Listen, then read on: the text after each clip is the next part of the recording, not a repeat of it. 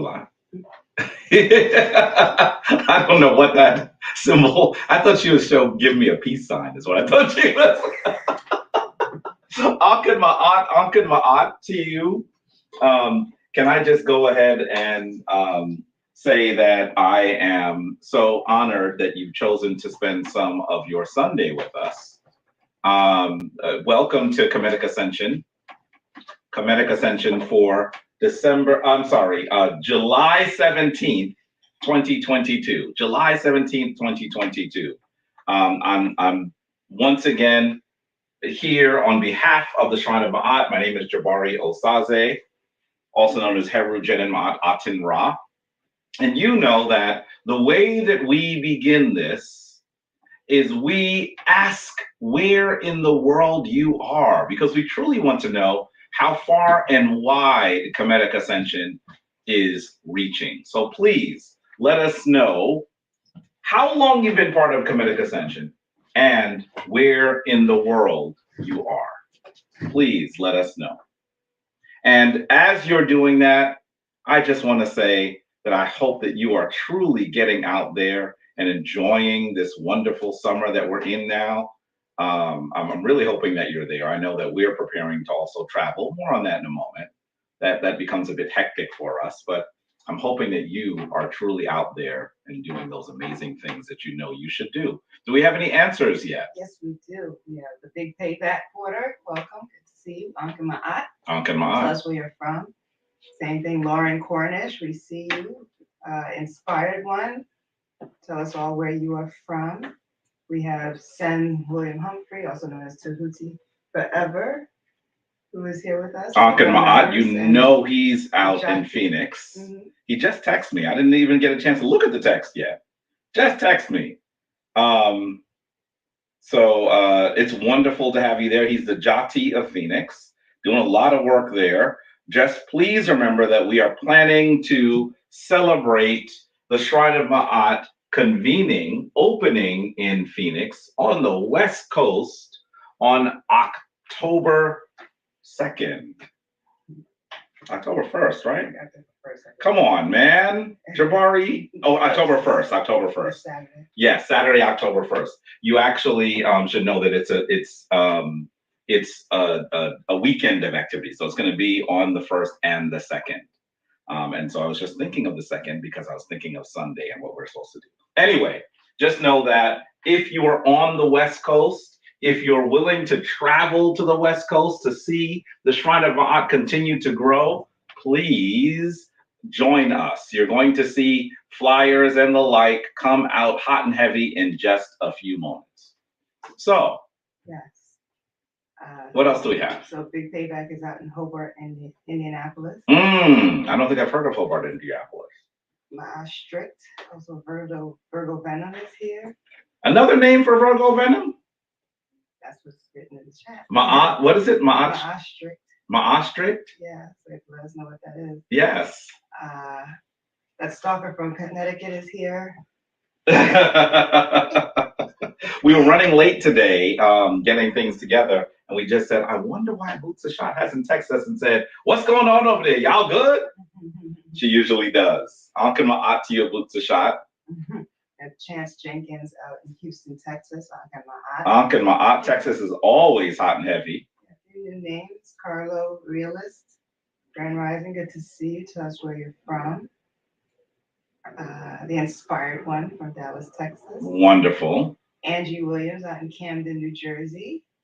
We have Nate Luck. Tell us where you're from. Good to see you. Sinet Tashi, repping North Carolina. Ankh Ma'at, Sinet Tashi. Ankh Ma'at to you all. Sinet Latanya Duncan out in Dallas. Ankh Ma'at out in Dallas. We have Sadiq Bashir out in Bermuda, where I'd like to be right now. Good to see you. Ankh Ma'at to you. You all aren't telling us how long. Well, Ajamu Nish is here from Orlando, Florida, first time. First time. Welcome. Welcome and Ankh Ma'at to you. Remember, we're asking you to tell us how long you've been part of Comedic Ascension and where you are in the world. Sinet Yashiria out in Milwaukee. Good to see you, full member of the shrine. Is Milwaukee where you went? Yes. Is Milwaukee where she went? So that's Sakina Ra. Is it Milwaukee? Why does it not feel like it was Milwaukee? I thought you were someplace else. Anyway, a full member of the shrine who we see and speak to very regularly. Just wondering, why is it that I didn't have Milwaukee in my head for her location? I know she moved during initiation as well, so I was just wondering, is it Milwaukee? You know what it is? She might be saying another part of Milwaukee because I had never been to Milwaukee. I'll give an to you. Send Brian Moore. Brandon Moore out in Indiana. I'll give my to you. Shane the Watcher back. Good to see you out in Sacramento, California. Wonderful. Wonderful, wonderful. And Carlo Reales is representing Haiti, another place we'd like to visit. Good to see you. I'll give my We have Sina Renee's apartment out in the Bronx. Good to see you. What's it called? See, that's the name of the oh, that's a good one. That's a good one. Ankin Ma'at. We have somebody named Yoga Girl Sai out in Antarctica. She's still saying she's in Antarctica, huh? Huh? She's still saying that? Yoga Girl Sai is also a boots shot, you should know. Said Etan Onra out in Chicago. Yes, Ankin Ma'at to you, a full member of the shrine, holding down Chicago for us, Ankin Ma'at. Sinette Cochier via Jamaica. Wonderful, Ankin Ma'at. Good to see another full member. We have Tahuti Ma'at Rasirius out in Wichita, Kansas. Ankin Ma'at, a regular participant, a regular part of Kemetic Ascension. Yes, we have Ray Heru out in New Jersey. Good to see you. Ankin Ma'at to you. Havia Ochosi. Good to see you. Tell us where you're from. We have Mars Goodman. Good to see you out in Lower East Side, New York City. Ankin Ma'at, we've heard you before, San Morris. And we have Sinette Tracy Virgo Benham out in Indianapolis. Good to see you. With the shrine for 2 years and counting. And did she explain what the second name was, Virgo Phantom? Let us know. It might have just been saying Hotep and just. Oh, that's what she typed. Oh, I got you. Sinette Charity Thomas out in Phoenix. Ankin Ma'at, Charity Thomas. That's not the charity that's the member of the shrine. That's another charity. Welcome. We have Sinette Monica Holden, Ra Shechem, Namatru. I'm sorry, I'm going to say this right. Ra Shechem, Namasutra Ra'el. That's a really complex name. I love it. Make people say it. Ankin Ma'at to you. Yes. And we have that wonderful couple out in Ghana known as the Shapers. Wonderful. Ankin Ma'at to you. We'll be seeing you soon. Hopefully. Did you set that up? We will. Okay. Because they might be like, what? We see him? Okay, good.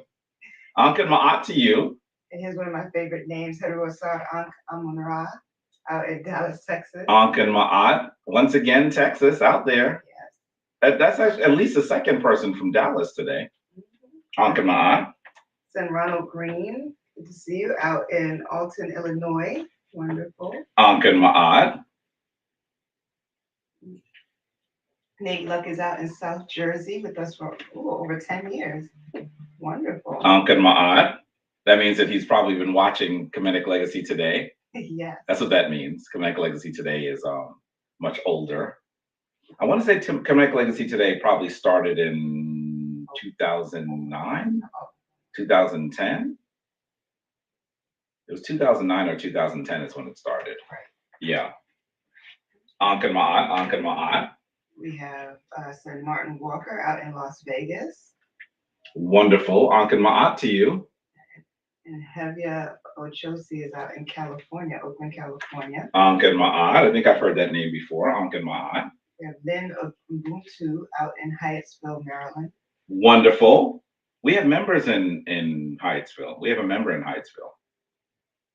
That's the same last name as Irish. I'm like, is that the same person? What was the last name? Ubuntu. That's Shashmit's last name. Yeah, but she's in New Jersey. Okay. Yes. So no, we have an initiate. I want to say it's going to come to me. Who's there? Ankh and Ma'at. I think I shot you up, but again, if I didn't, Tahuti Ma'at Ras Sirius, good to see you. Ankh and Ma'at. We have Tariku Belanesh Dereje. I might have said that wrong. I apologize. Out in California. Ankh and Ma'at. Ankh and Ma'at. Let's see. We have Michelle Ba out in St. Petersburg, Florida, with us for a month. Ankh and Ma'at. Glenda Mitchell out in Virginia. Wonderful, wonderful. Tahuti Ma'at has been with us for 3 years. We have Bonolo Ignatius Maluleke. Ankh and Ma'at. I think I've seen that name before. I think it sounds familiar. I think I've seen it as well. Ankh and Ma'at to you. And Snap Yeshuri says the wedding.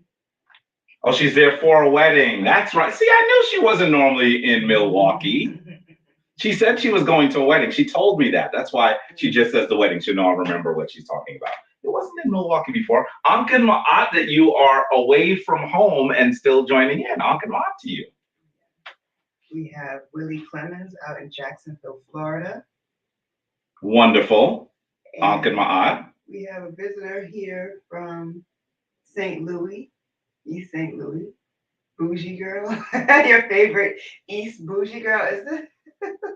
St. Louis. Who's There's a few people from East St. Louis. If I'm not mistaken, I'm pretty sure that Sen Jason Holmes and Sinet Rael and Sinet Dario were in East St. Louis when they met.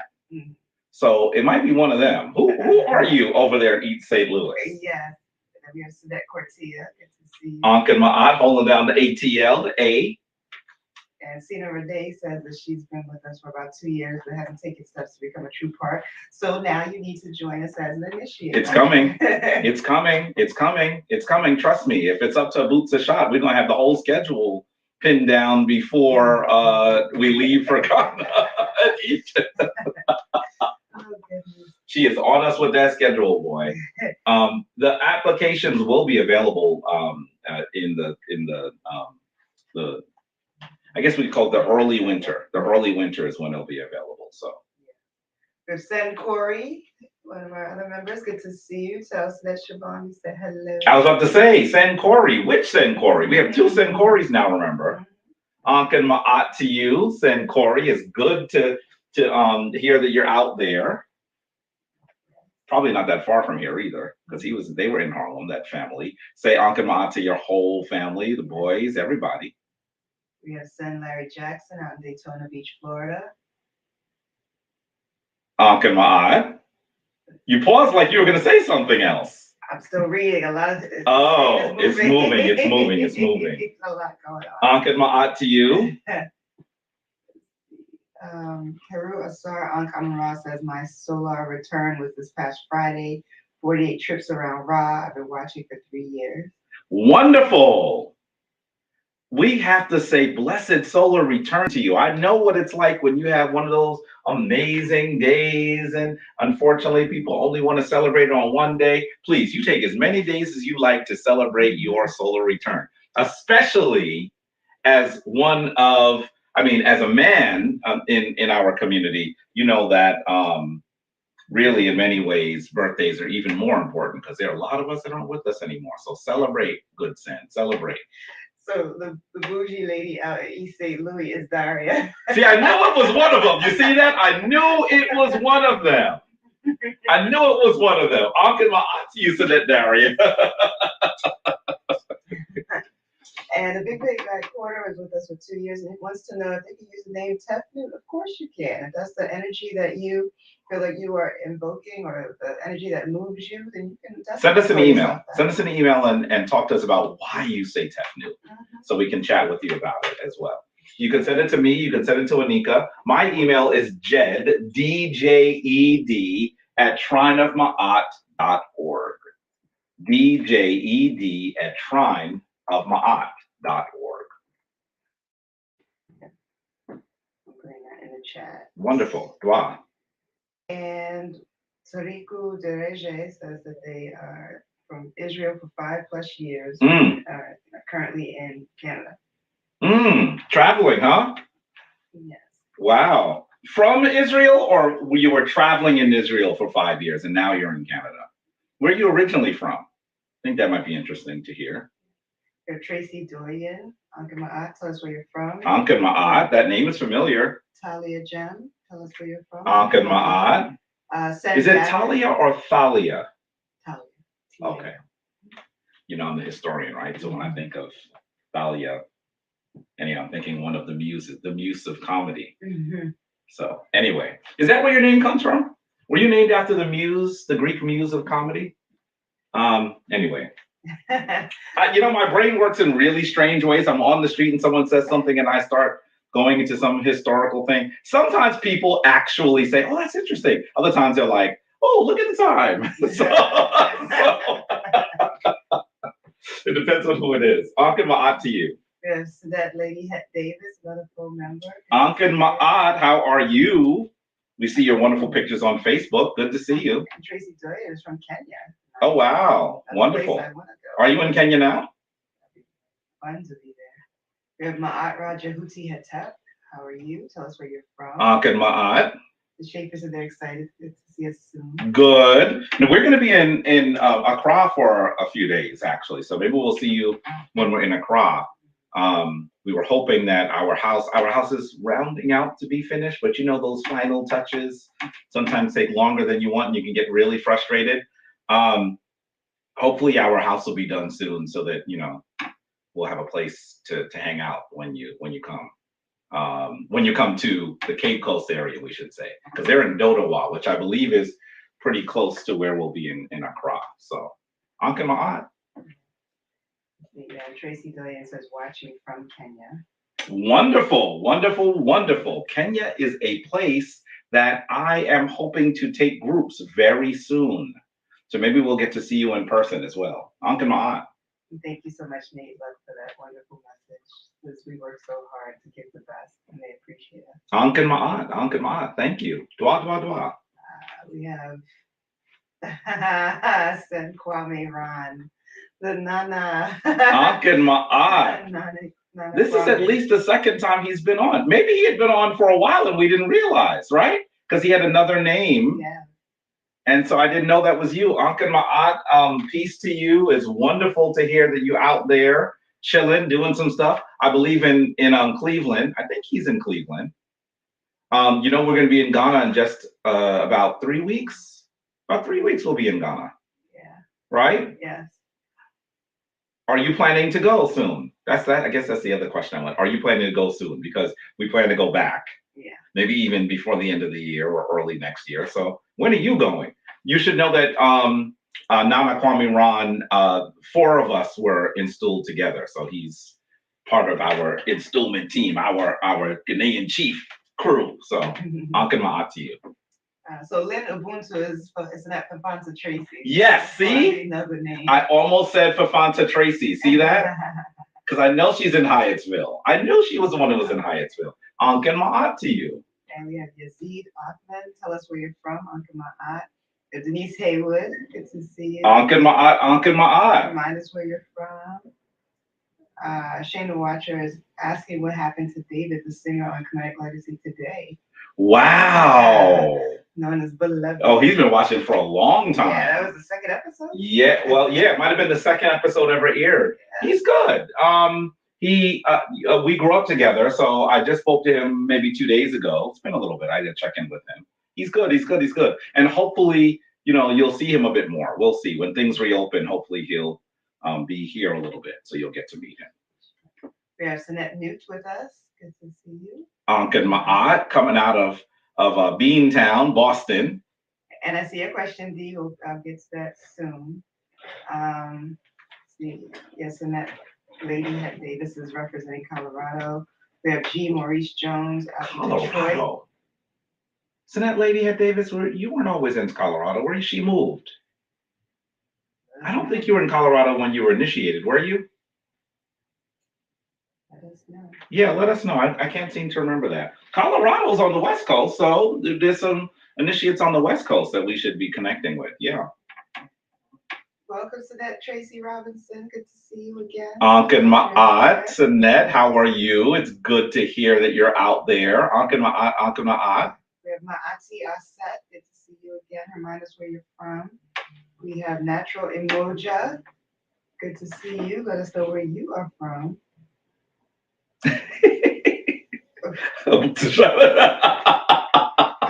And I'm messing with Shot said, "You working for the feds?" Because I'm shouting out where everybody is. That's why I said, "Why you up in everybody?" And locations. Oh. So that Rahul Sabah, good to see you. Ankh and Ma'at, just right up here in the Bronx, right up the way. To hang out. It's been so busy that I'm gonna call you. Ankh and Ma'at. Oh, and Talia Gemma Siobhan. Talia Gemma Siobhan. Oh. Is that a name I should have remembered? I know that she has certainly developed some real expertise on stones and gems. And so that's probably the name that she's recording under. I've seen a few of your videos, Sinette Siobhan, Sinette Talia Gem.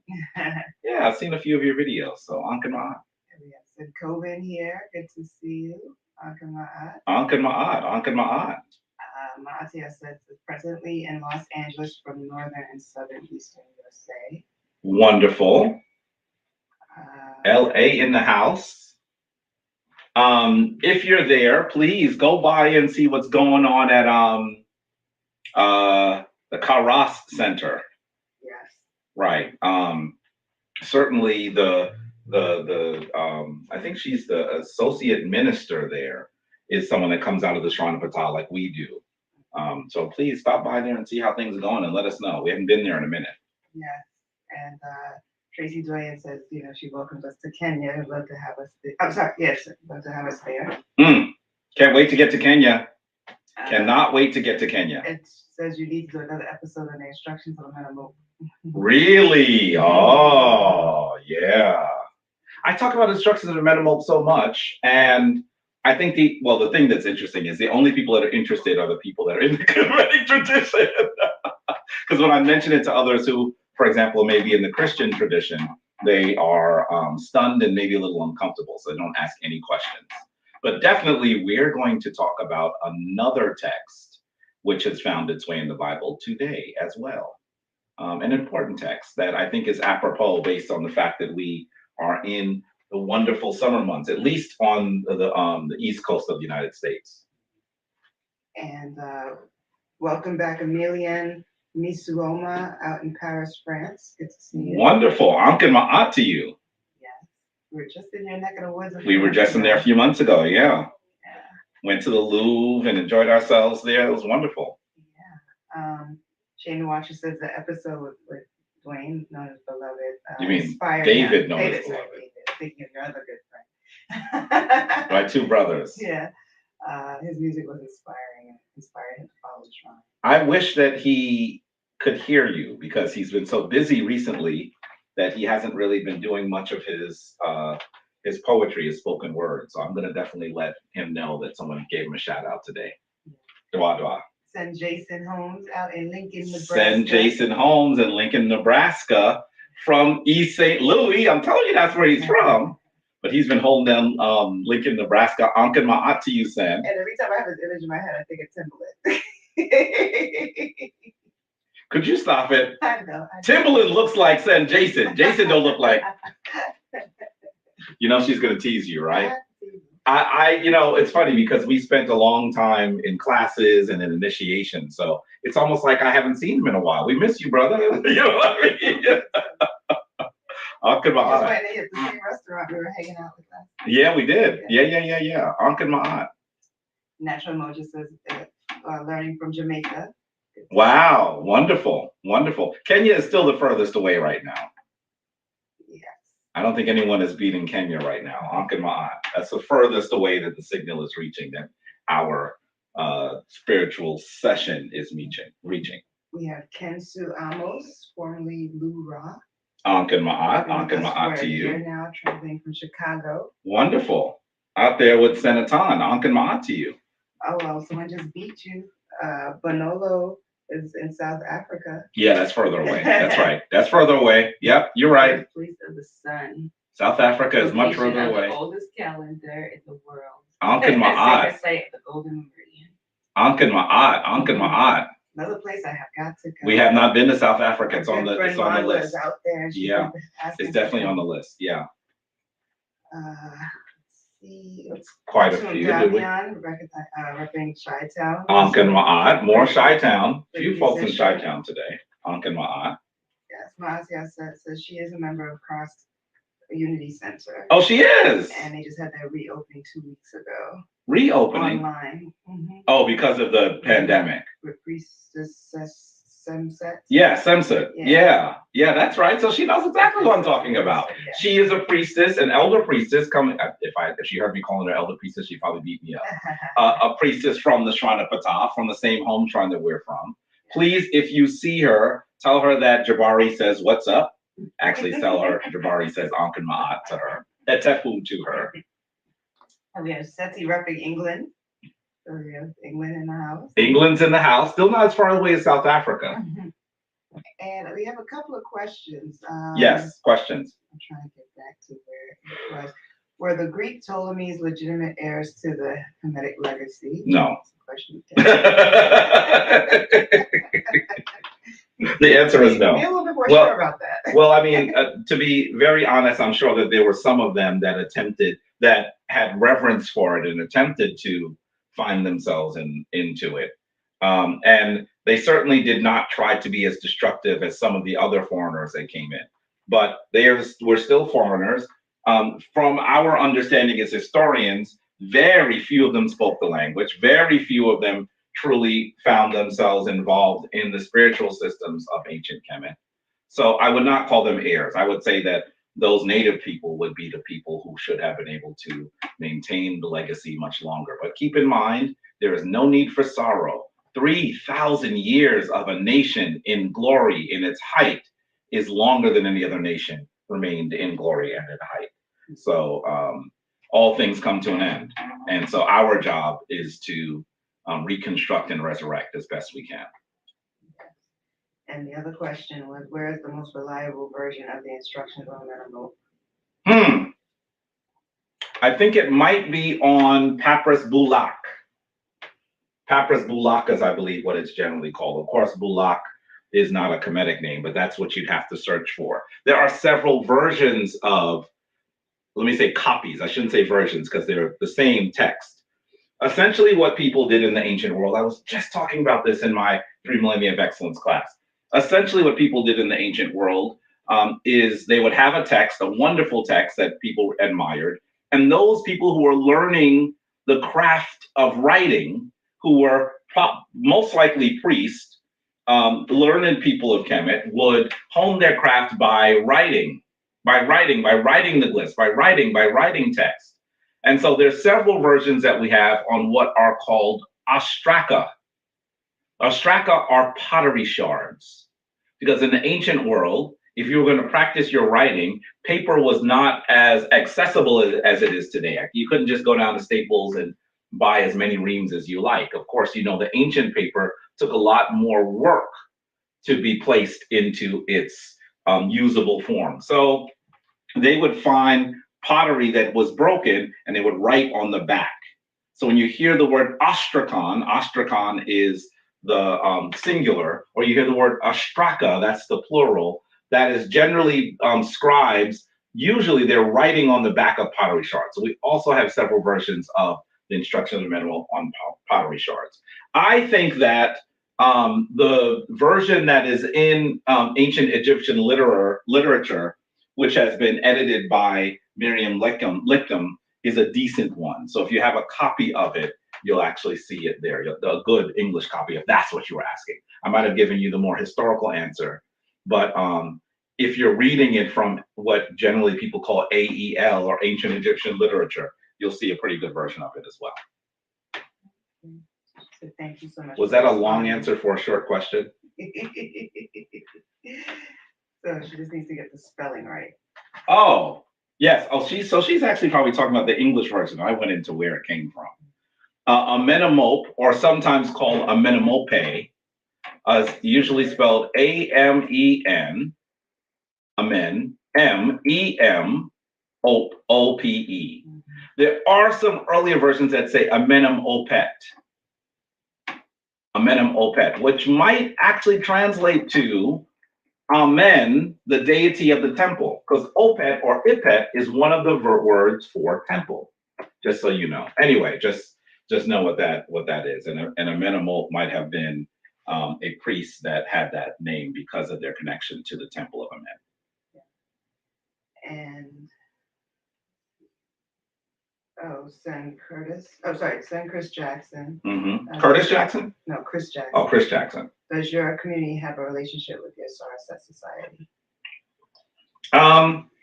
I wouldn't say a working relationship in the sense that we do things together, but certainly we have good friends who are members of the Saraswat Society, both here in Chicago and in other places. London, Ghana. London. So we have access to them. They have access to us. Honestly, the Saraswat Society is larger, obviously, than the Shrine of Ma'at, but they're a little bit quieter. They tend to be a little bit quieter. So you might not even know that they're in the areas that they're in. And there are even members in the New York area that I have regular contact with as well. My auntie asked us you'll contact Priestess Sunset online and give her your greeting. Please do, because I haven't seen her in a while. We were supposed to be in Kemet together and that didn't happen, so. Tracy said she meant the spelling of the author, not the book. Oh, just look for ancient Egyptian literature. The book is called Ancient Egyptian Literature. Sometimes historians just call it AEL because it's that important to the tradition. And I thought I had my copy down here, but I do not. Marian Lictum, yeah. Just search for ancient Egyptian literature. Search for ancient Egyptian literature, Miriam. If you do that, you'll find exactly what I'm referring to. It generally is printed in 3 editions, although there is one being printed now that's in 1 edition. But please know that it is a really good compendium of ancient Kemetic text. So get your hands on a copy, on copies of it.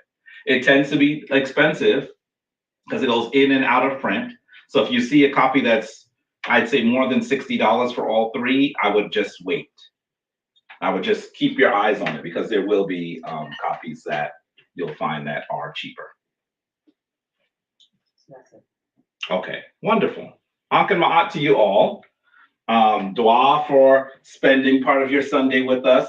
We were hoping that there would be beautiful rays of Ra coming forward, but today it's a little overcast. We're going to be talking about the hymn to Aten in a little bit. So why don't we begin the way we normally begin, with what we call the opening of the way. This is the ritual, the ceremony, the movements that were put together by our elder, Baba Heru Ankh Ra Samad Se Ptah, the keeper of the shrine, the founder of the Shrine of Ptah, and the keeper of the studio of Ptah. And I am so honored to be able to continue to teach people in our tradition this ceremony that he put together. So please stand in the position of adoration. That means that you're going to stand with your left foot a bit forward, and you're going to expose your palms in front of you. You know that when you expose your palms in front of you, it actually, now see the camera we have, when you put your hand up, it says, okay, I'm looking for you. Where do you want me to go? It doesn't know that we're doing a position of adoration. That's what's happening here. Can you see it moving? Can you see it moving? Can you see that? It's so funny. Anyway, notice that when you expose your palms in front of you, this is one of the ways that you are able to feel energy. If you just simply close your eyes and keep your hands exposed, you will feel energy in front of you. In this position, though, you're going to put the left hand a bit further forward from the right hand, and the right hand can also be a bit further down than the left hand. Don't break your wrist so radically, okay? If you are going to bend your wrist, just bend them ever so slightly. And from this position that our ancestors, our Kemetic ancestors, placed on walls and in papyri for thousands of years in the way in which they would receive and give divine energy. As you stand in this position, you're going to take a breath from your abdomen, and we're going to begin by chanting the word for everlasting divine life. Ankh, the word Ankh. So please take your breath and let us begin.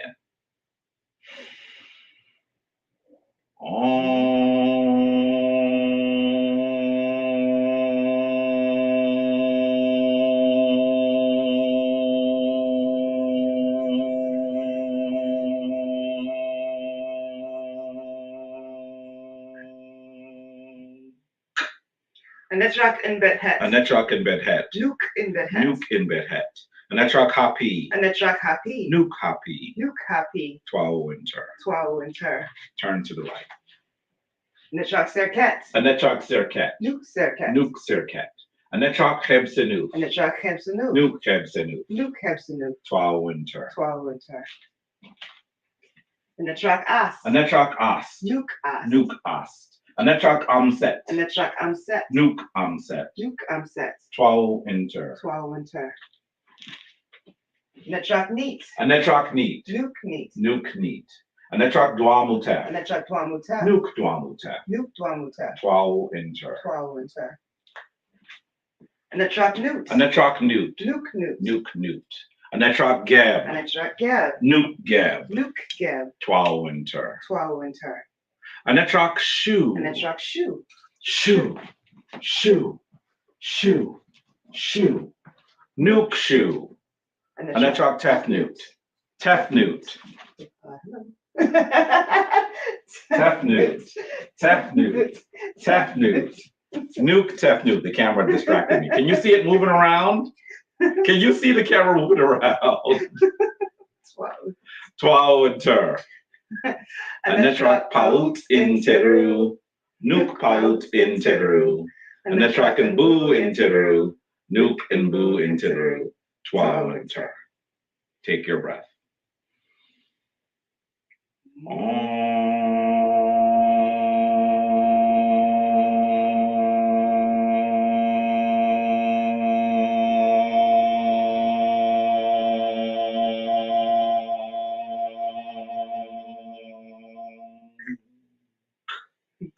Dwa winter. Dwa, dwa, dwa, dwa.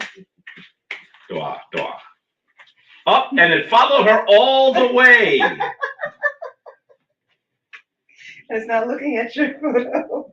Camera, how about you come this way, okay? Come this way.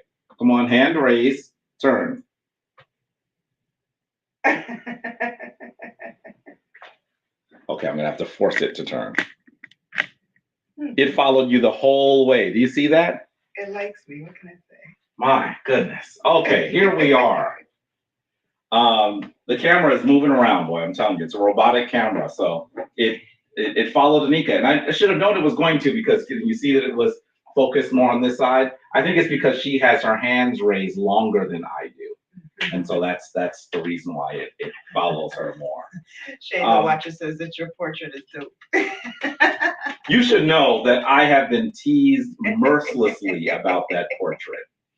It was a gift from those wonderful folks from Las Vegas when I went and I did a lecture there. I love it dearly. When I brought it home and put it back into its current form, I asked Anika where it should go. I was going to put it upstairs in the living area. She said, no, it's a portrait of you in your priest attire, so you should take it downstairs. And as soon as I put it downstairs, they started teasing me that I had a big portrait of myself, and then I was expecting people to bow to it. That, do you see how they set me up for merciless jokes? Anyway, Ankh Ma'at to you all. At this point in our services, we go into Hesi. And you might say, what is Hesi? Hesi is the manner in which our ancient Kemetic ancestors galvanized divine energy in harmony, in song, in affirmation. And so we are doing that which our ancestors did. You should recognize that when we see people in the people of African descent actually enjoying, celebrating the divine together in song, today we would normally call that gospel, but you should know long before anyone ever used the word gospel, long before that, our Kemetic ancestors were doing what we call Hesi. So please, we're going to engage in Hesi today. Anika, what are we going to be doing today? We're gonna do the one that Baba created. The Qumran. Mhm. Yes, this is the Qumran Hesi that was done by that wonderful couple in Dodo, Ghana. It is originally created by Baba Heru. It's the Qumran Hesi, and essentially it means, in their understanding, in the he's taken some poetic license with some of the sounds, but understand that it generally means the mystery of the hidden sun is revealed to my face. So it's Qumra, Qumra, Edrura, Qumra, Qumra, Qumra, Ra. So, Anika, please, let's begin.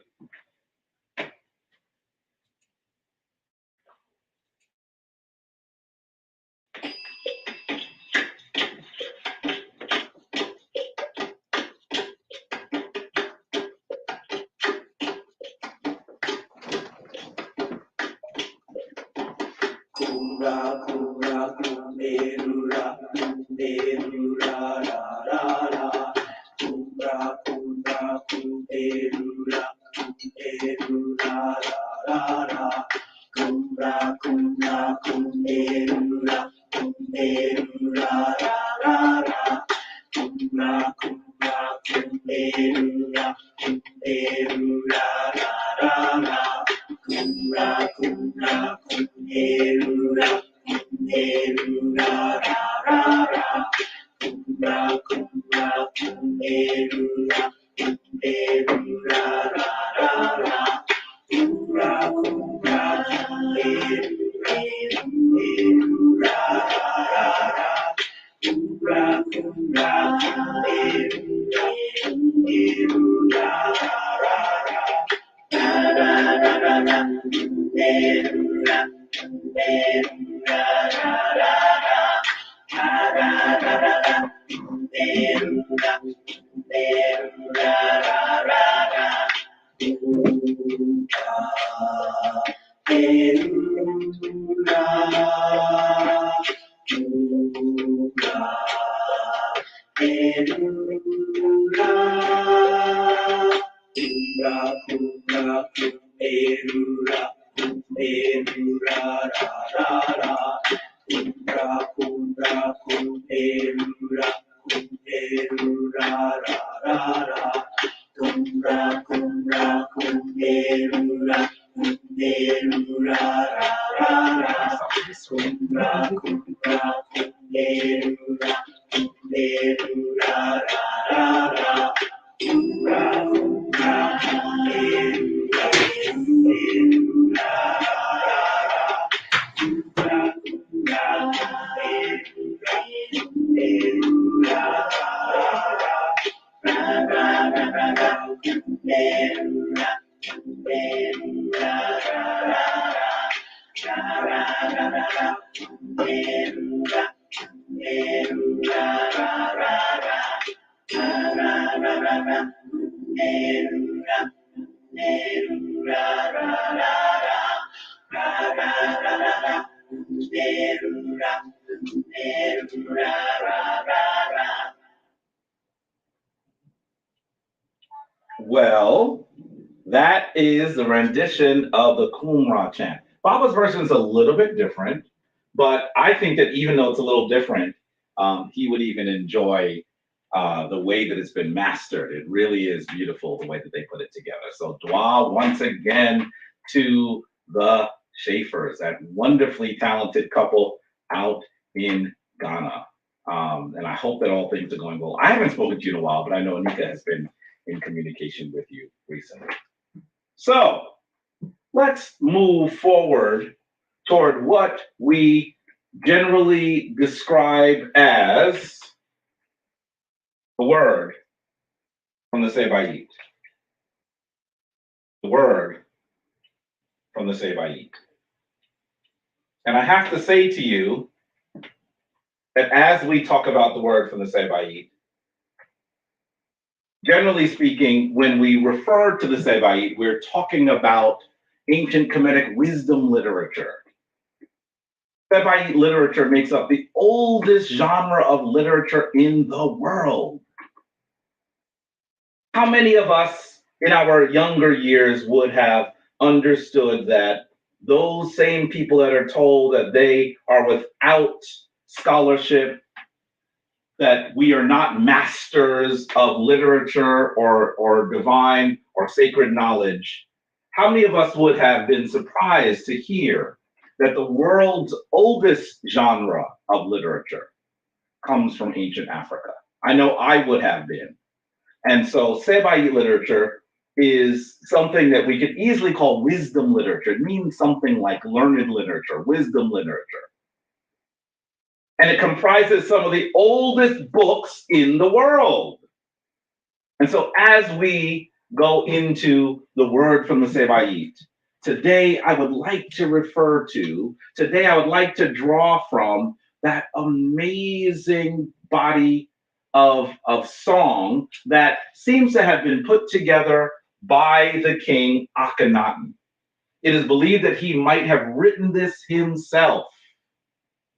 And it is absolutely beautiful. And I'm going to also explain to you all, display to you all, prove to you all that this beautiful bit of song, this beautiful bit of poetry found its way into not even the New Testament family. It found its way into the Old Testament. And I'm going to talk about what perhaps the greater irony is, that this amazing Comedic text is within the Hebrew Bible, the Jewish Bible, and in the Christian Bible, in the book of Psalms. So let us continue today and discuss the praises or the hymn to Aten Ra. So first, let's talk a bit about its author. It is believed that these songs were authored by the king Akhenaten. Akhenaten. And you should know that he's quite a controversial figure. He comes to the throne after the death of his father, Amenemope III, a powerful king, with an incredible queen, that wonderful queen known as Queen T, who continues to be an influential person during the reign of her son. And so when he first comes to the throne, his name is listed as Amenemope. Historians would add the number 4. So we generally would call him Amenemope IV. But in year 5 of his reign, he decides to change his name to Akhenaten. Akhenaten is usually how it's rendered. He marries the beautiful woman Nefertiti, and they have at least 6 daughters. Today it's believed that he may have also had 1 or 2 sons. Very, very interesting. But these 6 daughters are believed to be the offspring of Akhenaten and his wife Nefertiti. After year 5 of his reign, he decides to close all of the temples and say that all of the temples will now renew their focus and simply describe the Aten, not all of the other depictions of the divine, not all of the other Neteru, simply the Aten. This behavior has some Western scholars call him the first monotheist. But I'm going to say to you that I shudder when I hear that analysis. I truly believe that the distinction between monotheism and polytheism is a slippery one. And it was generally created by those Westerners who sought to describe their traditions as new and different than the older ones that came before it. But the concept of monotheism is one that is quite slippery. What do I mean? Well, you know that I was raised, as many of you probably were as well, as a Christian, raised in the Roman Catholic tradition. And I think it's very interesting that as a child, I remember hearing about the Trinity and saying in my religion class that perhaps the Trinity, Jesus, God the Father, and the Holy Spirit, I actually said that perhaps that was polytheism. And trust me, that comment was anathema. That comment was so critically challenging to the tradition that the teacher put me down quickly. She said, no, it is not polytheism. It is monotheism. And being the nerdy, bookish kid that I was, I remember pushing back a little bit and saying, but you said that polytheistic traditions are those that have several deities. Are not all three of these deities? Are they not three gods? She said, no, it's one God. And I said, but Jesus is God and God is God. I'm confused. Now, you know that when you have critical questions in Christianity, very often people look down on you. And what do they say? When a question cannot be answered, they often say that you have a crisis in faith. And that was a major challenge, especially for a little kid that actually was trying to understand how they were describing this. What is my point? My point is that the idea of monotheism and polytheism is not one that I think is genuine in the analysis of early spiritual traditions. I truly do not believe that it is genuine. We even see that the Kemetic people and virtually all other people that are called polytheistic believe that there was a singular divine force, but that the divine force operated under different names in different settings. And you should understand that is exactly what we see in the Hebrew Bible, exactly what we see in the Christian Bible, until it was translated into English and virtually everything says God. There are different names. So I want you to get the sense that I think that that distinction is not a strong one.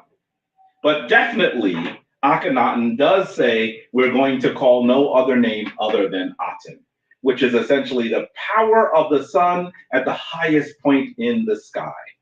He also ushers in an unusual artistic standard. Take a look at this image. It has beguiled historians and archaeologists for hundreds of years. And we see Akhenaten with wide hips, with a sort of a pouchy belly. And there's some that say that he's trying to say that he is so fertile that he is possibly pregnant. I don't know if that's what he's saying. Honestly, to be very clear to you, we don't really know what he's trying to communicate here.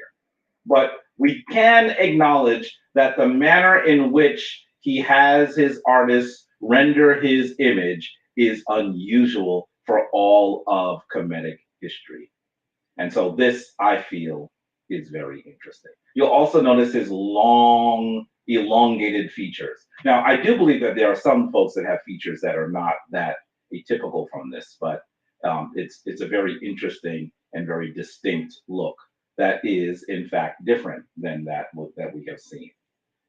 He ends up moving the capital to Akhetaten, which means something like Aten on the horizon, Akhetaten, and builds a new capital during his time. And you should know that Aten is not new, but his approach to the Aten is definitely new. There are those of us who have studied history that often recognize that when his father builds his large ship that he takes sailing on the man-made lake that he creates for his queen T, you should note that that ship's name is the Aten Gleams, the Aten Gleams. So obviously, Aten was already being acknowledged, being spoken before Akhenaten becomes the king. I believe that it's possible that his attempt was to simplify Kemetic spirituality, because Kemetic spirituality was complex as it is today. It takes work and practice in order to truly understand the greater wisdom of the Kemetic tradition. So perhaps what he was doing at the time that he was in rulership, what he was doing is he was trying to simplify it, because we must understand that it is at this time that the Kemetic empire is extremely, extremely diverse. And I can only imagine how confusing it might have been to folks from other regions. I believe that his major motivation was to simplify Kemetic spirituality. Upon his death, it is believed that he may have been succeeded by his younger brother, Smenkhare, although there are some historians that argue that Smenkhare is actually the throne name of his queen Nefertiti, who might have come to reign after his passing. There is some confusion as to who this person is, but we must also understand that Smenkhare only seems to rule for a few months, and that is probably the reason why we do not see that many historic attestations to him or to her. And then finally, we should know that the next person to come into the throne is that ruler known as Tutankhamun. Now, you should know that we call him Tutankhamun now, but when he comes to reign, his name is initially Tutankhaten. Why? Because remember, his predecessor, Akhenaten, had shifted things to focus on the Aten. Now, we are not, well, most historians today acknowledge that the Tutankhamun was likely the son of Akhenaten, not the brother. For a very long period of time, we argued that he was his brother. You should also understand that it seems that Tutankhamun might have been Akhenaten's son by way of a secondary wife, a lady by the name of Kia. That is what we believe now. And so this is a look at this ruler. In many ways, I should say to you, he becomes almost like a spiritual leader. He becomes, today we would call him a guru in many ways. He goes off into the desert, builds a city. He spends most of that time writing poetry. He doesn't do some of the things at this period that many rulers do. And so there's some that would argue that he is more a spiritual leader than a governmental leader, than a secular leader. And he and keep in mind, he also writes very prolifically, which is unusual for many of the kings. So we said we were going to talk about praises to the Aten. And you know that the Aten, or the Aten Ra, as we should call it, in English sometimes they just call it the Aten sun disk. You should know that this is a symbol of the sun. So what do we know about the sun? What do we know about the sun? You should know that the sun, as large as it is, it accounts for 99.86% of the mass of our entire solar system. Isn't that amazing? If you take all of the planets and all of the satellites, like the moon, I don't mean technological satellites. Satellites are things that revolve around larger bodies. The moon is a satellite of the Earth. If you take all of these items in the solar system, they make up less than 1% of the mass of our solar system. That is fascinating. That is really fascinating. It's over 1 million Earths could fit inside the sun. That's how large the sun is in comparison to the Earth. And one day the sun will expand exponentially and consume and destroy the Earth. We know that that will probably be in billions of years. So please don't lose sleep over it tonight. You got a lot of other things to think about in the next few decades rather than when the Earth will be completely consumed by the sun. The energy created in the sun's core is nuclear fission. Did you know that? The sun is almost a perfect sphere. And it is traveling at 220 kilometers per second. Per second. You know, it's interesting when we render the heavenly bodies in our in space, we usually kind of see them moving slowly. And I mean, that's just not really how it is happening. Imagine it is moving 220 kilometers per second. I would say that's around, it's about 100 miles per second. Per second! Per second. When we say something is moving 100 miles per minute, that's really fast. Per second. That's just mind-boggling to me. That's just mind-boggling. Now, eventually the sun will be about the size of the earth.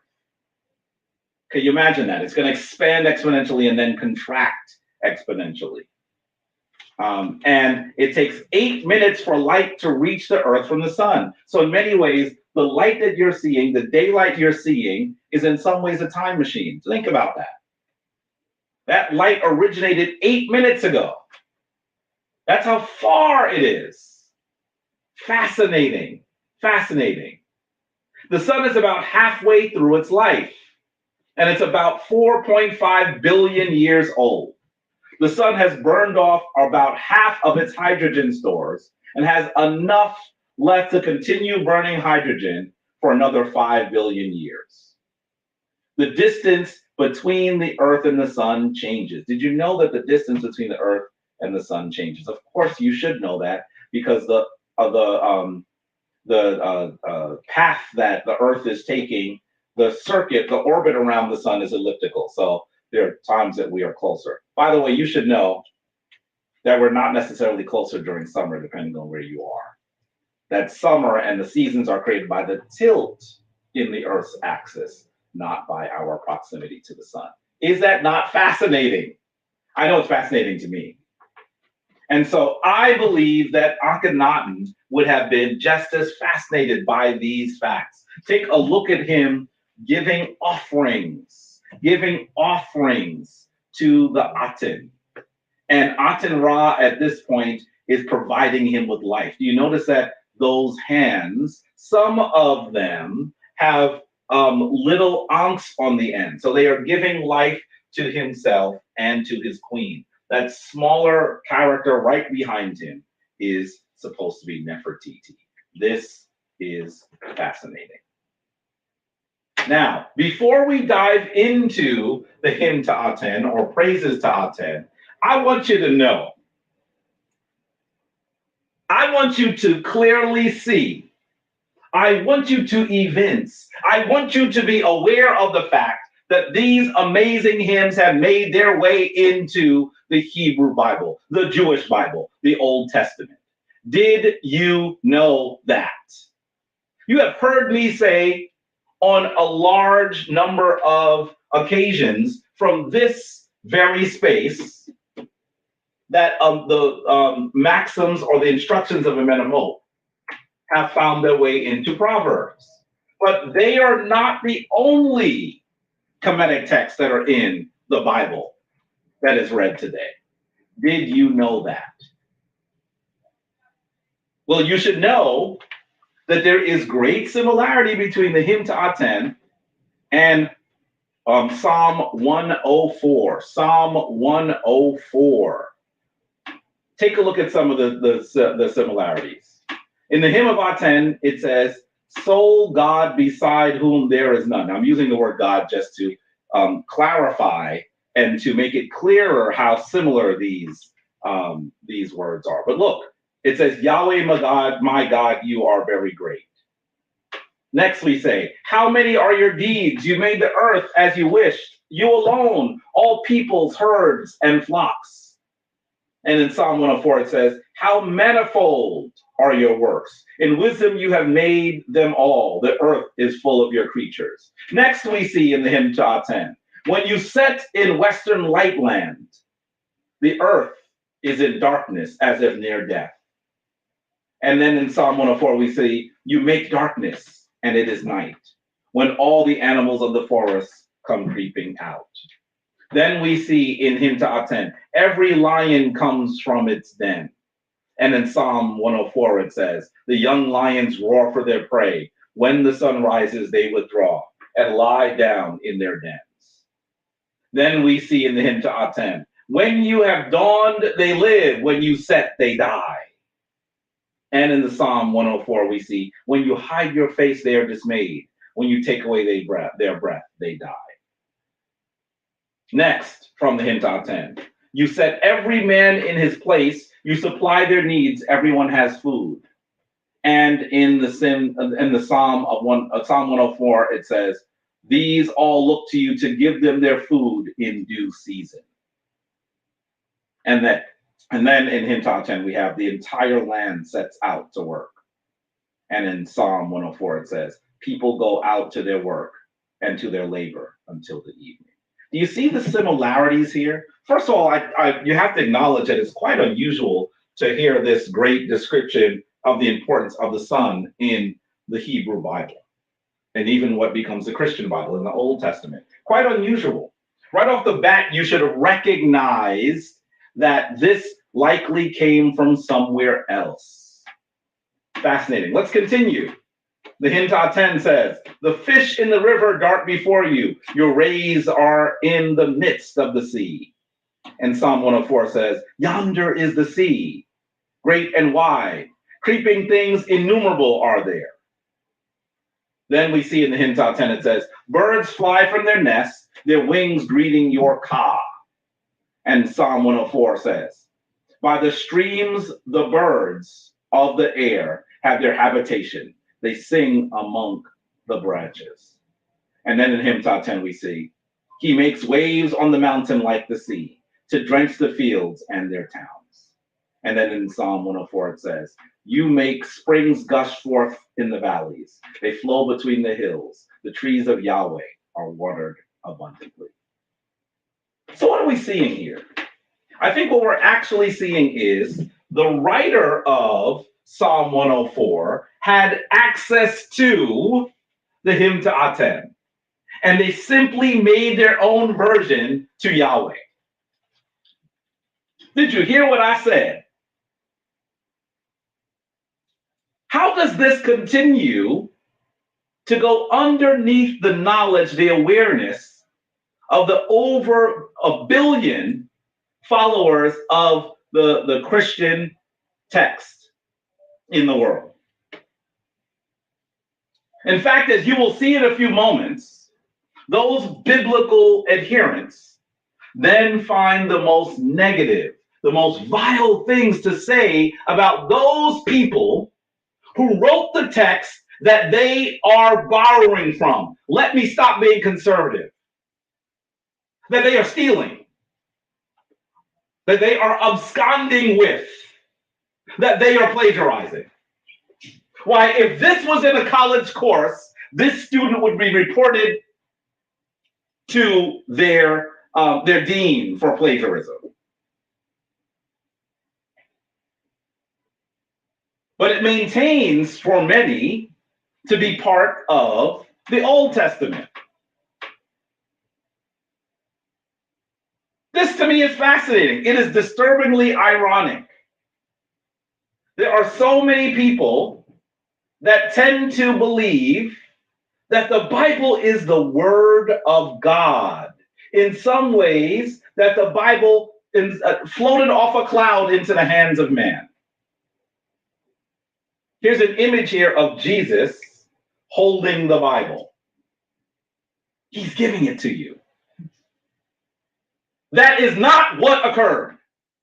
In fact, the 66 books of the Bible, the current Bible, what we can call the canonical Bible, took over 1,000 years to come into their present form. Probably closer to 1,500 years to come into their present form, with many, many, many, many authors. And as it should be clear now, many, many, many sources from earlier traditions.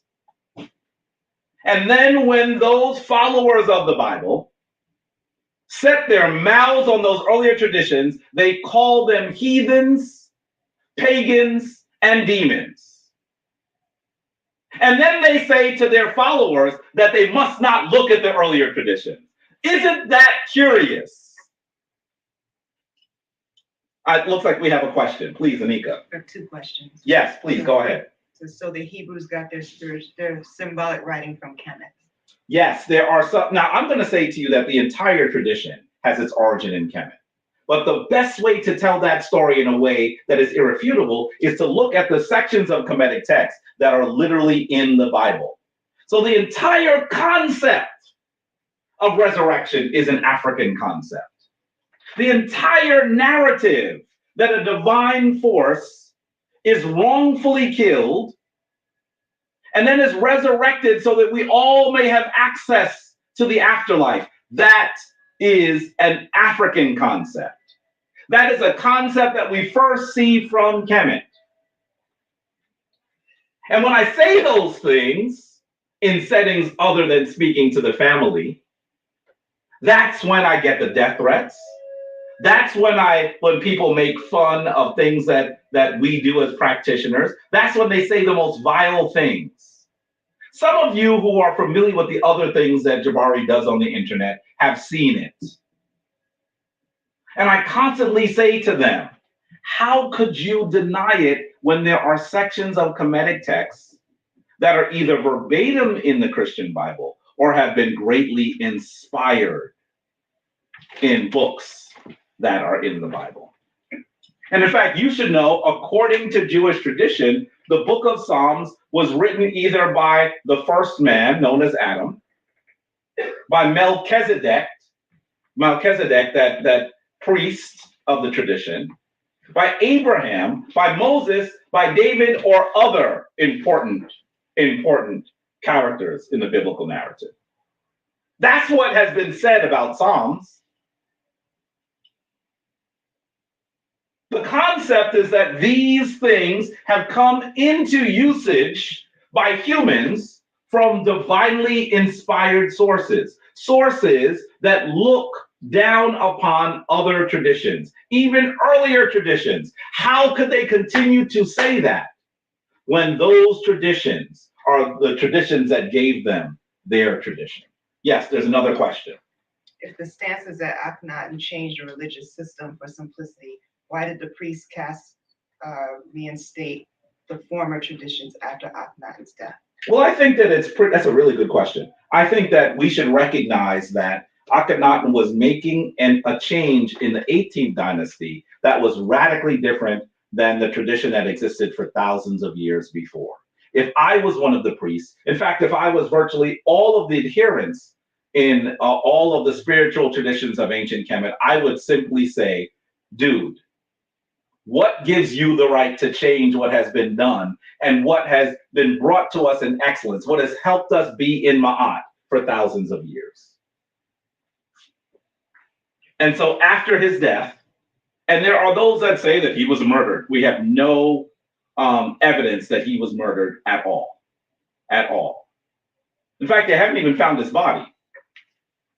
But there are those who would like you to believe that they snuffed him out. We have no evidence of that. What we can say is, after his death, under the reign of his son, Tutankhamun, things are shifted back to their original form. That we should see in some ways Akhenaten as a very spiritual person, but in going in a direction that is different than Kemetic spirituality had inhabited for over 1,500 years and longer, really. So I want you to be introduced to John MacArthur. John MacArthur. John MacArthur is one of the most influential preachers in the United States. And in fact, you should know that he was listed as one of the 100 most influential preachers by Christianity Today, the magazine Christianity Today. It's a big deal. He is the pastor of the Grace Community Church, which is in Sun Valley, California, which my understanding, and we can ask our dear sister who is in LA, that Sun Valley is in part of LA. And he's been that pastor for over 50 years. He is the author or editor of over 150 books, including the MacArthur Study Bible, which has sold more than 1 million copies, receiving the Gold Medallion Book Award. He routinely argues that the Bible is infallible, that the Bible is the Word of God, and that God does not lie. I want you to listen to some of his words. For many of us who have not found ourselves in Christianity for a long time, You may not be familiar with John MacArthur. You may not understand just how influential he is. But I want you to listen to his words and recognize what we are up against. I want you to recognize how Christian preachers describe the Bible. And in describing it in the way that they do, we should not be surprised that we are struggling to get our people to understand their influence in the modern spiritual traditions. That we are struggling to get our people, and in fact all other peoples, to become more aware of the tradition that gave divine resurrection to the world. You're going to hear him speak in the most boastful, the most prideful, arrogant manner that you possibly can about the Bible. And when you listen to his words, listen to the words of a preacher that is one of the most influential people in the country, you're going to hear the irony in the fact that we can see that the hymn to Aten is the origin of Psalm 104. Please take a listen.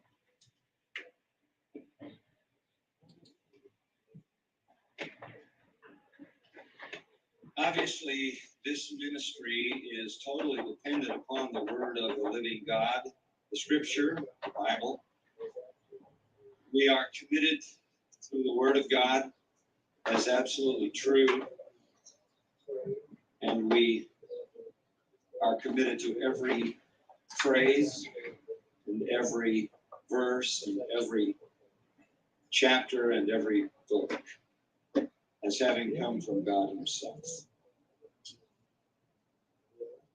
The only way we can know God and his will is to have it given to us in a way that is unmistakable. And God has chosen to do that in a book, the Bible. The other night I had the opportunity again to be on CNN and to be in another one of those discussions with people who did not agree with me. Seems to be my lot in life, and they are usually exceedingly disagreeable. And whenever I am in that kind of environment with unbelievers, other religious leaders, people with other moral viewpoints, I really only have two things to say. And whatever the conversation is in one way is immaterial to me. The subject doesn't matter a lot to me. I'm just looking for ways to say two things. One of them is that Jesus is the only Savior. And the other one is that the Bible is the only authority from God. And I want to say those in whatever way I can, calling people to the single authority of the Word of God as over against all human opinion, and to the only Savior as Jesus Christ as over against all human religion. God gave us a book, and in that book he spoke. And what he said is exactly what he wanted to say, and he desired to say it in a way that we would understand it because we are accountable for it. God has spoken, and he has not mumbled, and he has spoken clearly, and he has spoken precisely and exactly and directly to the matters that concern him and concern us. And God has sworn in his revelation, the Holy Bible, that he has spoken the truth, the whole truth, and nothing but the truth. This is true. It is all true, and nothing in it is untrue. It is also all the truth that God desired to reveal to us. The rest is left for us to know in eternity. And the Bible alone is the true word of the one true God who does not contradict himself. He does not write other books that say other things that are contrary to what he has said in this book. There is only one God, and he has spoken in one book. All other supposed revelations from God are not at all from God. They are the concoctions of men, and for the most part, even inspired men. From the Quran, for example, the Bhagavad Gita, the writings of Mary Baker Eddy, Patterson Glover, Fry, Book of Mormon, Joseph Smith, to all the false prophets, all the seers, all the cultists, all the religious gurus, all the religious leaders, all the world religions. It is all deception. It is all fabrication, both human and demonic. It is all wrong. God has spoken, and he has spoken in one book, and that book is the Bible. Now that simplifies the issue. It is not complicated to sort out the matter of religion. Most people think it is complicated to sort out the matter of religion because there are so many competing religions, and the idea today is to be tolerant of all of them and to allow everyone to embrace their own religion, feeling that it's all ending up in the same heaven of heavens, no matter how you approach it. The Bible claims just the opposite, that anything that contradicts the Bible, anything that is a competing source of revelation to the Bible, is not from God. If it is not contained in the 66 books of the Bible, it is not the Word of God. If it is not in the 66 books of the Bible, God didn't say it. For all generations through human history, what God has said, he has put in this book. One book made up of two sections, the Old Testament and the New Testament, 66 specific books given to just over 40 writers over a period of about 1,500 years. The Holy Spirit authored it all, put it all together in what we know as the Bible, and it is established. And it is established as the sole divine authority on God's Word.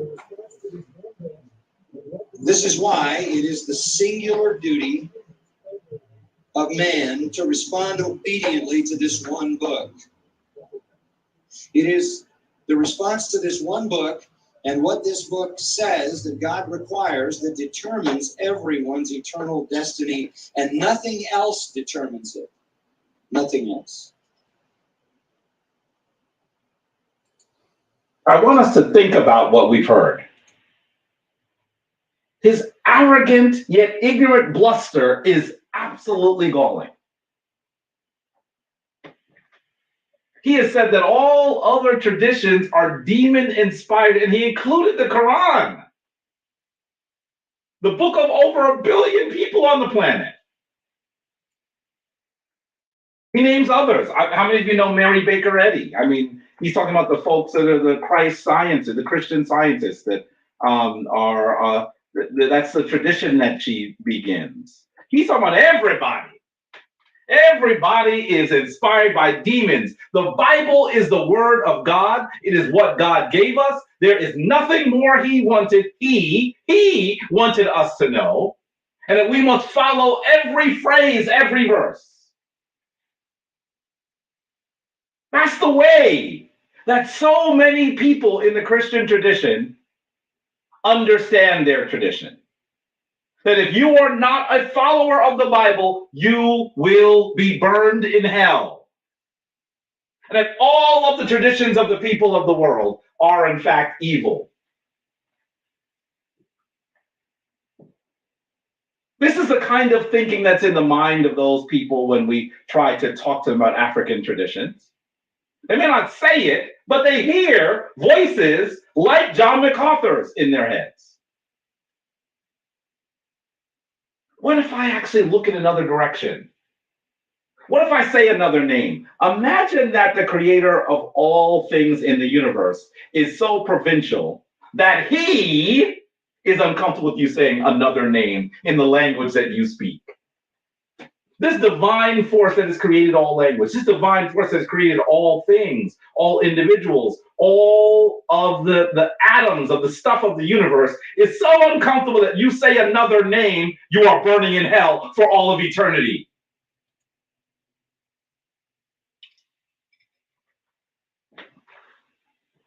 You know, I've had a lot of debates and discussions with individuals over the years. And I have to honestly say that quite a few of them, I think, were not really that great. I would love to get John MacArthur in a room and display to him how foolish this argument he's making is. He says that these 66 books of the Bible, by the way, it's so interesting. He's talking about one book, yet he acknowledges that it's 66 books. Once you hear it's 66 books, shouldn't you wonder, I wonder who decided which books would be in that 66? I wonder what was left out or taken out.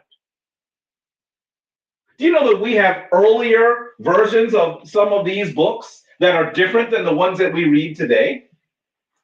Who did the editing? Does God have a book publisher? This idea is crazy. Yet, I think if you say something crazy loud enough and long enough, there are people who would begin to believe it. And they have been saying this for over 2,000 years. This is what is in our people's heads. And trust me, I could have shown you video from a large number of other Christian preachers and pastors and priests. But I wanted to show you John MacArthur because none of the other videos I could have shown you would have been of folks that were as influential as John MacArthur.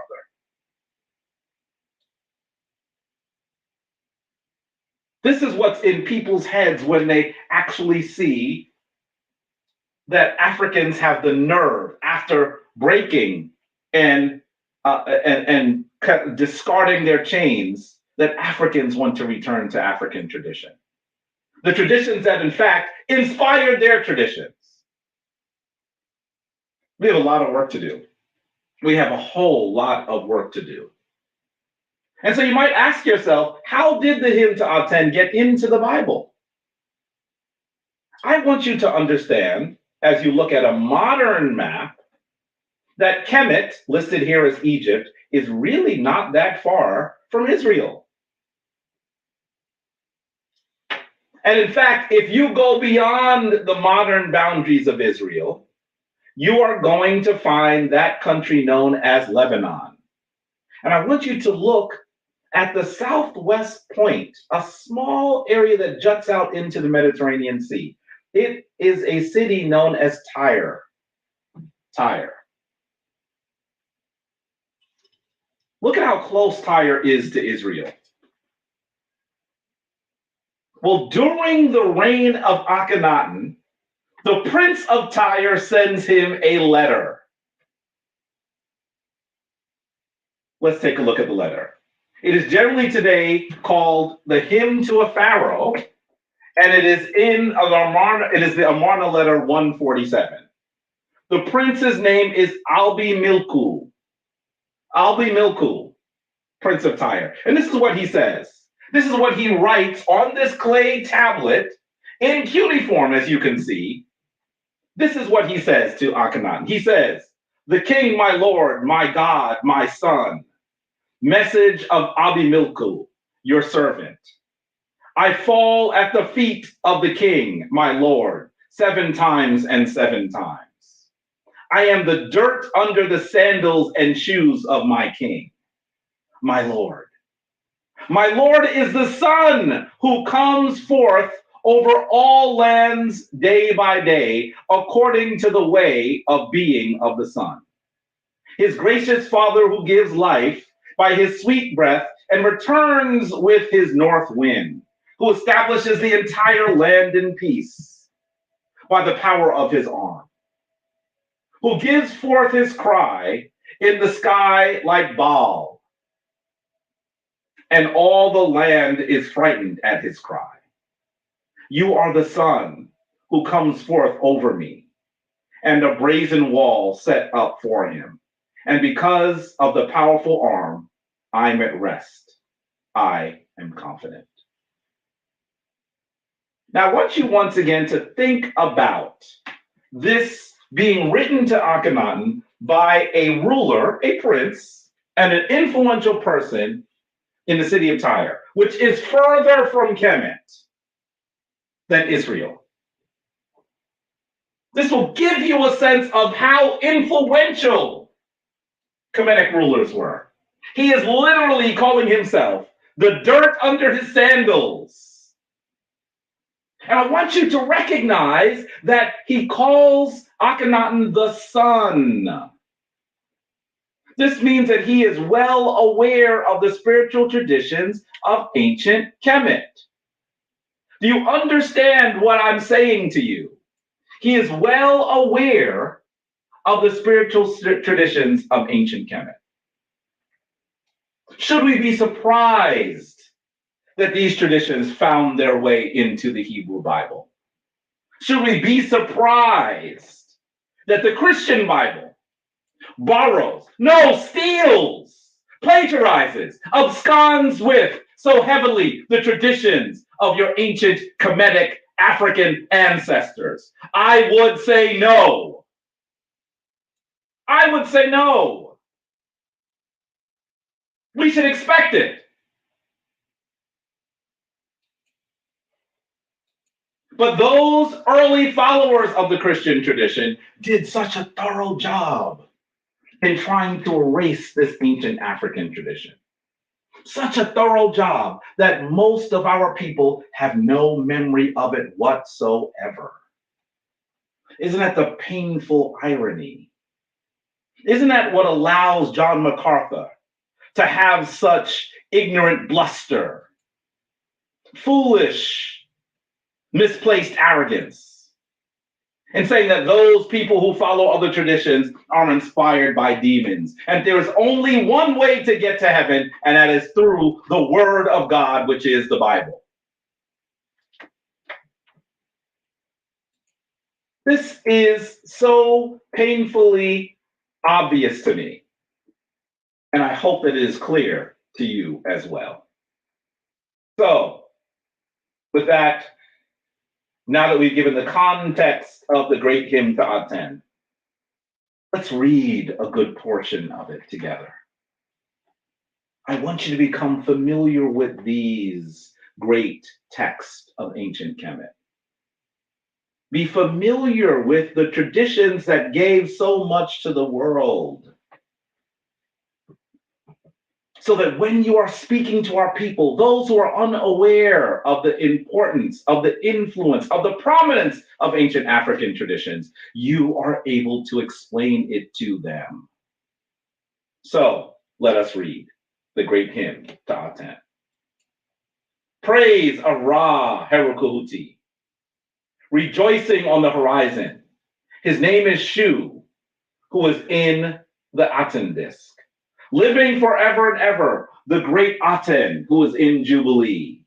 Lord of all that the Aten encircles. Lord of heaven, Lord of earth, Lord of the house of Aten in Akhetaten. And praise of the king of upper and lower Kemet, who lives in truth, the Lord of the two lands, Nefer Kepere, Wa and Re, the son of Ra, who lives on truth, the Lord of diadems, Ak and Aten, long in his lifetime. And praise of the chief wife of the king, his beloved, the lady of the two lands, Neferu Aten, Nefertiti, living healthy and youthful forever, by the fan bearer on the right hand of the king. He says, thou appear beautifully on the horizon of heaven, you living Aten, the beginning of life. When you rise in the eastern horizon, thou hast filled every land with beauty. Thou art gracious, great, glistening, and high over every land. The rays encompass the lands to the limit of all that thou hast made. As thou art Ra, thou reachest to the end of them. You subdue for your beloved son. Thou art far away, thy rays are on earth. Thou art in their faces, no one knows you're going. When thou settest in the western horizon, in a room, their heads wrapped. No one sees one eye the other. All their goods which are under their heads might be stolen, but they would not know it. Every lion is coming forth from his den. All creeping things they sting. Darkness is a shroud and the earth is in stillness, for he who made them rest in his horizon. At daybreak, when thou ariseth on the horizon, when thou shineth as the Aten by day, you drive away the darkness and give your rays. The two lands are in festivity every day, awake and standing upon their feet. For thou hast raised them up, washing their bodies, taking their clothing. Their arms are raised in praise at thy appearance. All the world now are able to do their work. That was written by Akhenaten himself, it is believed. And it speaks to the power of the sun, of Ra, the importance of the divine comparison, the divine energy of the sun that is known as the Aten. And it is this hymn, this song, this beautiful bit of poetry that has found its way into the Old Testament. I want you today to go out and salute the sun. I want you to allow its rays to wash over you. In fact, at sunset today, notice I didn't say during the height. At sunset today, I want you to go out and try to peer briefly at the sun and recognize the divine balance in which it puts this earth that we live upon. I want you to be grateful for all those things that the Netzeru have given us, and to recognize that the traditions of ancient Africa celebrate in magnificence these works of the Netzeru. And I truly hope today you have come to understand just how influential our traditions are, and that you will recognize that they are good for you just as they have been good for our African ancestors for thousands of years, longer than anyone spoke the name of the Bible. And I want you to recognize that when you're speaking to our people, when you're trying to have them understand the power, the importance, the primacy of the African traditions, it is the words that you're hearing in folks like John MacArthur that is interrupting their reconnection to the African traditions. We must do more work to resurrect the traditions of our African ancestors, to complete and to celebrate their great legacy. We must recognize that it is your ancestors that gave the most powerful, the most important traditions in the world.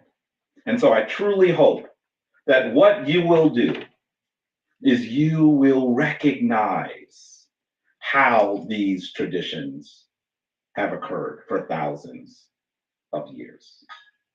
And I see that there are several other comments. I see Anika is telling me that someone by the name of Boundless Digital is asking if we can speak briefly on how the Kemetic tradition will free us. I think we're doing it here, but are you saying that you want me to speak to a particular group?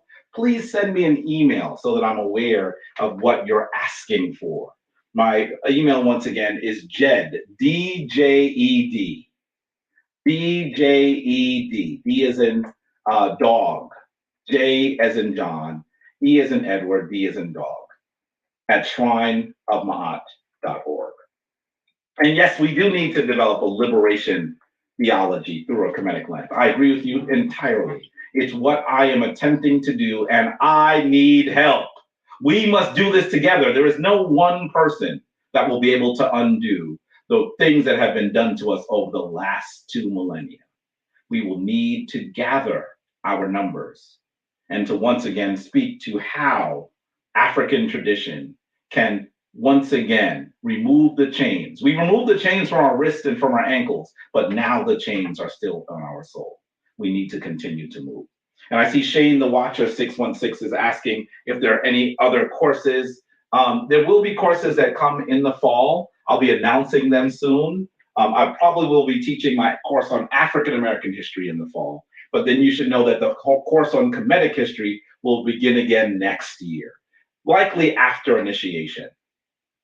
And so I'm hoping that those answer your questions. If you have additional questions, shoot me an email so that I am able to continue to interact with you. Anika, are there other comments or statements that we need to cover? Well, there's an interest for a shrine out in California. There's the comment that we have to be more outwardly facing, just like other traditions. So Yeah. people know that we exist. Yeah, I agree completely. We're getting close to California. We're gonna be in Phoenix, right? Did you know that Phoenix is like the fourth largest city in the United States? Don't sleep on Phoenix. We're coming to Phoenix. And hopefully from Phoenix, with the work of our good brother William Humphreys, known as Tahuti Forever, what we'll be able to do is do more on the West Coast. We would love to be more active there because it is of critical importance for us to expand and reach our people. It is of importance. I'm going to say to you that for a very long time, practitioners of the Kemetic tradition, and even in fact, most of the African traditions, were very quiet. It's almost like our traditions were to be a secret. While everyone else in the world is proclaiming the importance of their traditions, ours were a secret. And in some ways, I was comfortable with that until I began to realize that virtually all of the practitioners of the Kemetic traditions have their prominence in the city of New York. Not the state of New York, not the East Coast, the city of New York. So you're telling me that if you did not have the opportunity to live in or be born in New York, that you should not have access to the African traditions? It was at that point that I recognized we needed to do more. And so the Shrine of Ma'at seeks to grow beyond its borders. Phoenix is first. We're going to be talking about Chicago. We're going to be talking about Ghana. We're going to be talking about Philadelphia. We're going to be talking eventually about Los Angeles. We hope that we will get to the point where we will have portions of the body of the Shrine of Ma'at all throughout the land. And so we hope that you will be part of that journey because there's so many of our people that need to be reached. I see Hartford was added to that list. Hartford was added to the list. I wonder who added Hartford. I thought, is Hartford in Antarctica? I'm a little confused. With that, I should say the divine force in me meets the divine force in you. Please, family, I'm so happy that you were part of this discussion. If you found it edifying, shoot me a message. I have to continually ask Anika, how did it go? Because I don't get to see your messages while I'm going. If you have enjoyed it, please let me know. By the way, the only person that shoots me a message every week to say, hey, I enjoyed this. I have a question about that. I have a question about this. The only person is who? Brother Daniel Roach, send Daniel LaRoche, who might not even be in here right now. I think he watches it afterwards, but he's part of it every week. So I want to say dua to you, send Daniel, for continuing to be part of the extended family of the Shrine of Ma'at. Hopefully you'll be closer into the close family of the Shrine of Ma'at really soon. So family, once again, shoot me an email if you have comments. Let's continue and do the work of Ma'at. Anika, can you come forward for the final affirmation for today? Sure. Well, one thing I'd also like to add, many of you are asking, well, how can we be more forward-facing? How do people know we exist? It's also in how you represent yourself. Mm-hmm. You know a Christian when you see them.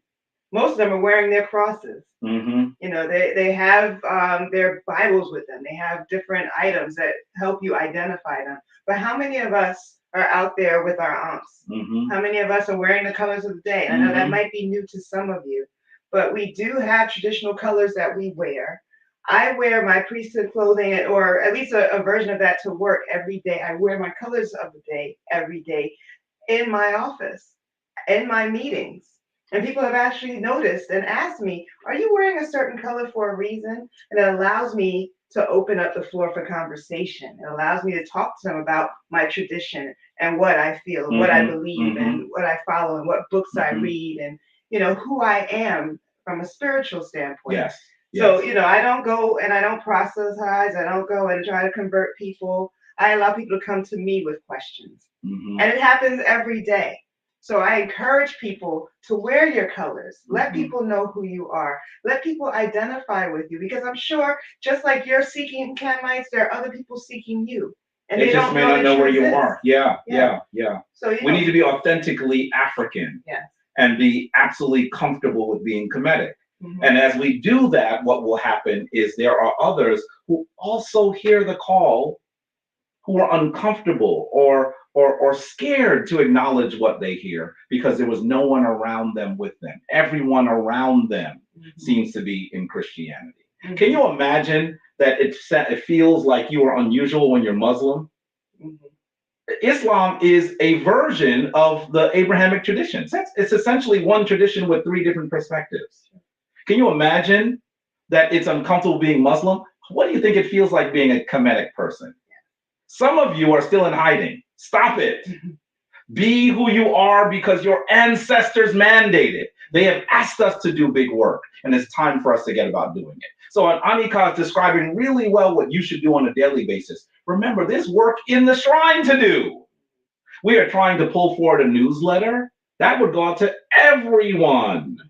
We're trying to make sure that and I'm going to use this term until we have a better term, our prison ministry comes into full form in the next few months. There are many other things we're looking to do. The youth committee is doing some things. Our elder committee is doing some things. The Shrine of Ma'at is doing work. If you are a member of the Shrine of Ma'at and the only thing you're doing is Kemetic Ascension, we need you. We need you because there is a lot of work to be done. It is not just work to be done on ourselves so we actually live and maintain, that we think and we do Ma'at. We should recognize that the work assists us in retaining divine balance. And so what I'm going to do, I know many of you are going to say, I don't know what the colors are. How do I dress like a Kemite? How do I represent? I will include that information on the website so people have an idea. But I am going to run through it right now so people have a sense of what we're doing. So typically on Sundays, each day we recognize an aspect of the divine force. So on Sunday, we recognize Ra. We just talked about Ra, the importance of the sun. So we wear orange and white on Sundays. On Mondays, we try to tap into that divine maternal energy, the divine force of As, which is dark blue and white. Also known as Auset. Yes, Auset. The Greeks called her Isis. On Tuesdays, we try to galvanize that warrior energy. So we look towards Hero Kahuti for that divine force, and that is red and white.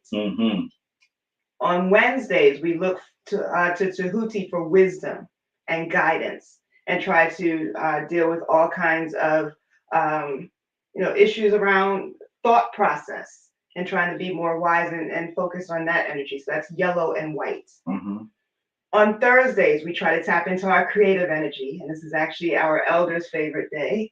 He has his studio of Ptah and the Shrine of Ptah, so we focus on the energy of Ptah, the creative deity, and that is purple and white. And then on Friday, we try to tap into agriculture and growth and regeneration and what else would you call it? Resurrection. So we're looking towards Asar. The eternalness of the soul. Yes. That we are like the cycles of the earth. Exactly. So yes, Asar. And also we designate that as a day of Het Heru. Right. The day that you tap into your divine force of love and music and romance and poetry and all of those other creative aspects of the feminine divine. So again, that's green and white for Friday. And then Saturday is that day of mischief. It's the day we tend to have a lot of fun. We actually bring in the energy of Set. Although we know that Set is chaos, there are times when you also need that Set energy. Just have to be careful and know how to balance it. But we do wear the colors of red and black or indigo. So that's just to let you know, though we do have colors. You may see people wearing them and not even recognize why. Now you know why. We are trying to galvanize those important energies of the divine every day as we continue to move on throughout our existence. And there are some of you who are saying, wow, I never heard that before. Why haven't they told us that? The best way to be familiar with all of the practices of modern spiritual practitioners in the Kemetic tradition is to be initiated as a member of the Shrine of Ba'at. All the members know this stuff already. Mhm. It's just the folks who are not yet fully initiated who might not hear all of this, because Mhm. Comedic Ascension is not meant to be initiation. Comedic Ascension is an important gathering, but recognize that if you're initiated, you become much more familiar with the ways that practitioners follow the Kemetic tradition in the modern world. I also challenge you to create your altars, because as much as we talk about we want to have a presence and we want to try to energize this spiritual tradition and get others to know what we're doing, you still have to do the work at home Mhm. or wherever you are. I have an altar at my office. I work at a medical institution. I teach, I train students, and everyone knows what my tradition is. Everyone has seen my altar when they come to my space. I don't hide it. Now, I'm not saying that everybody has that ability and everybody feels comfortable to get to that point, but you should have an altar somewhere in your life and you should be Mhm. working on it. Mhm. So these are ways that we can have liberation for ourselves, our own spiritual growth. Because without that, if you're still in hiding, if you're still fearful, what can you do for anyone else? Mhm. So those are my suggestions to everyone. And if you want to talk more about that or you have further questions, you can also email me, ma'at@shrineofma'at.org. And again, as I mentioned, I will include this information on our website so that you can see it later on. Mhm. Yeah. So at this point, I'd like to give you an affirmation, the oldest prayer found in the Reu and Pertem Heru and Ger, the book of coming forth today from night. And it's called the Amasu. So if you can stand in the pose of adoration and repeat after me, we'll say it in the language of our ancestors, the Untu Inter, and then we'll repeat it in English. Amasu in Panter, Amasu and Panter. Sauksu, Sauksu. Ementra, Ementra. and And Panter, Panter. Autu, Autu. Aura, Aura. Maketipa, Maketipa. Herura. Herura. Give yourself to the one most high. Keep yourself daily for the divine. And do it tomorrow just as you did it today. Twa Winter. Twa Winter. Thank you to the divine, and thank you to all of you. Folks, enjoy the rest of your day. Hopefully you'll be thinking about what we talked about today. And I'm also hoping that you'll be out at sunset celebrating Ra.